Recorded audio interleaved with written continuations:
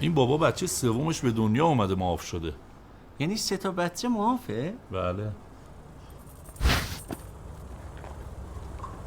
میگم تو کلا پشت در پادگانی آره؟ به تو چه ربطی داره آشکار؟ سفره صلوات با حاج خانم ما به خودمون نصب کرده بودیم زودتر سربازیت به خودت تموم شد بیای خونه دلم بهت تنگ شده. ریدم تو چلت اصلا.